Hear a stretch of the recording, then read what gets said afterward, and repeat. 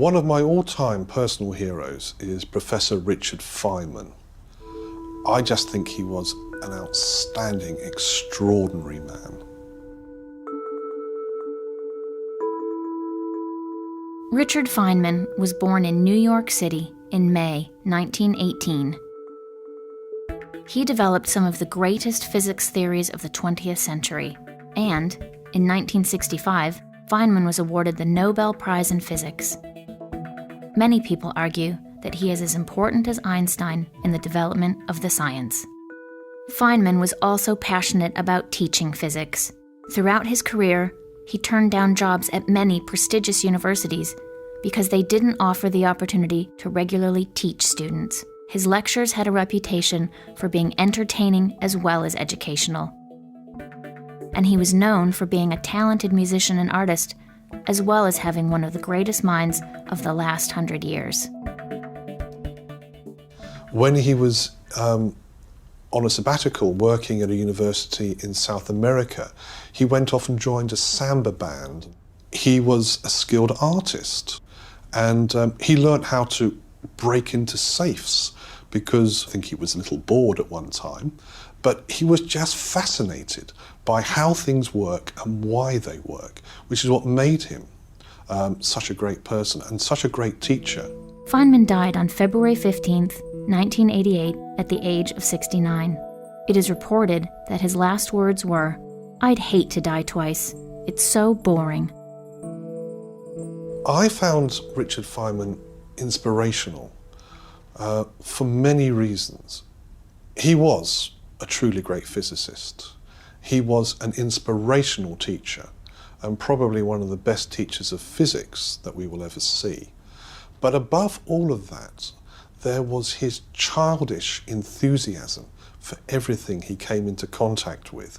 We still have access to Richard Feynman, and I would recommend anybody just to go onto the internet and put in Richard Feynman, and you can see videos of his lectures with people, and just sit and listen and watch the man. He has, even in his later life, such enthusiasm for his subject when you watch him on the screen.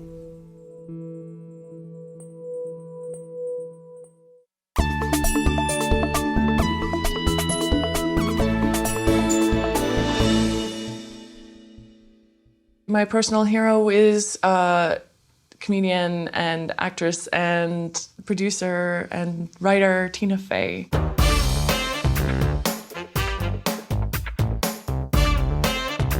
Tina Fey started performing comedy in the early 1990s in Chicago. She joined the American comedy sketch show Saturday Night Live as a writer in 1997. She says that she had dreamed about this job as a child. She became the program's first female head writer in 1999 and started acting on screen in 2000. Fey has written, produced and starred in a number of films. She created her own television sitcom called 30 Rock, and she has won countless awards for acting and writing. She is now considered to be one of the most powerful women in the US entertainment industry. I remember growing up thinking most of the comedians that I saw on television or in films were all male. Tina Fey has changed things so that now films like Bridesmaids can come out and women are funny, and in the same way that men are funny. And I feel like that reflects the reality of life, because women are funny. There are a lot of very, very funny women who are quirky and witty, and I feel like now television and films are actually finally catching up. Tina Fey has often spoken about being a woman in the male-dominated comedy world. While she has said that men and women sometimes prefer different jokes, she believes that most of the time, funny is simply funny. She's smart, and she's one of those people that is not afraid to say what she means and to take control. And she's not afraid to step on people's toes, because I think she realizes that strong women need to be there to get things done.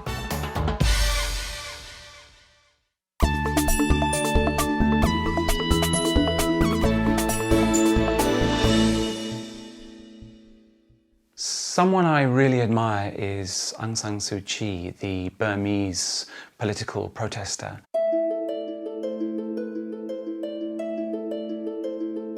Aung San Suu Kyi was born in Rangoon in 1945. Her father, a Burmese independence hero, was assassinated when she was just 2 years old. She left Burma when she was 15, but after studying and living around the world for many years, she returned home in 1988. She said that as her father's daughter, she could not remain indifferent to all that was going on in her country, which was being run by a military regime. She was first arrested for her political activities in 1990, and she spent much of the next 20 years either in prison or under house arrest in Rangoon.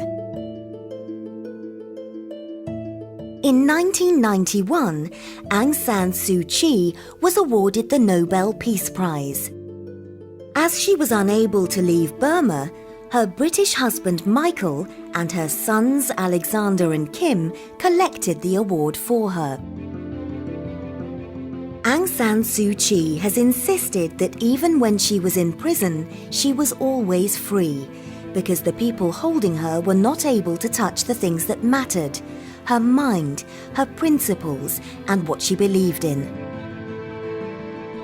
Over the years, Aung San Suu Kyi became one of the most recognizable and high-profile political prisoners, and people around the world continued to campaign for her release, which finally happened in November 2010.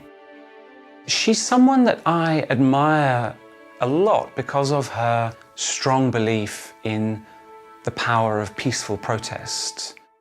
She could have left the country at several times and returned to England to be with her husband and her children, but she decided to stay in Burma because she didn't think that she would be allowed back into the country. So she chose imprisonment or house arrest because of the things that she believed in. And I find that quite incredible and quite inspiring.